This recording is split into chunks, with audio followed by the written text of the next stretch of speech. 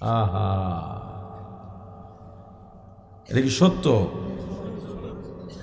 ইন্না লিল্লাহি ওয়া ইন্না ইলাইহি রাজিউন। এই বাংলাদেশের,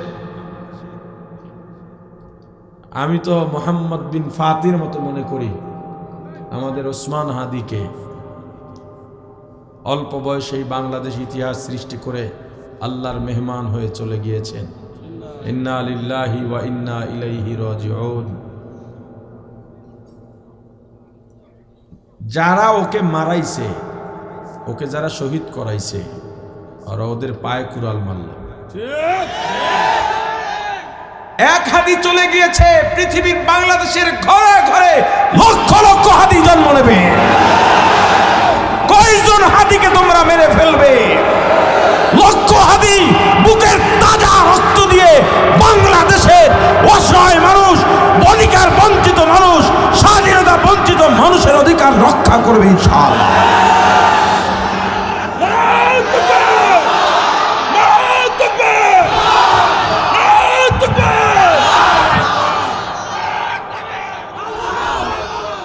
আল্লাহ আল্লাহ হাদির ইন্তেকালকে শহীদ ইন্তেকাল হিসেবে কবুল করেন।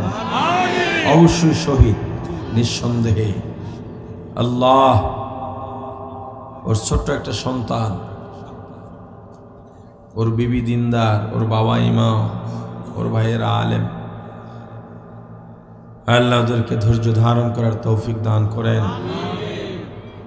আমরা আপনার কাছে সবাই দোয়া করেছিলাম হাদির জীবনের জন্য, সুস্থতার জন্য। আপনার ফয়সালার উপরে আমাদের কিচ্ছু করার নাই, হয়তো আপনার পরিকল্পনা আরো ভালো। আল্লাহ আপনি আমাদেরকে হাদির অসমাপ্ত কাজগুলো সম্পন্ন করার তৌফিক দিয়ে দিন।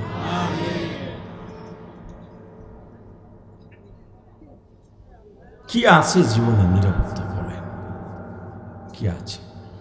কার ক্ষতি করছে ছেলেটা? অধিকার বঞ্চিত মানুষের, মাজলুম মানুষের পক্ষ হয়ে কথা বলাটাই ওর অপরাধ ছিল। কার স্বার্থ থাকতে পারে?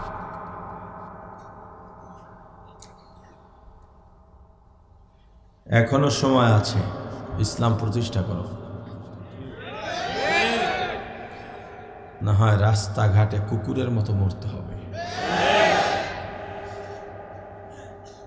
আল্লাহ হেফাজত করেন।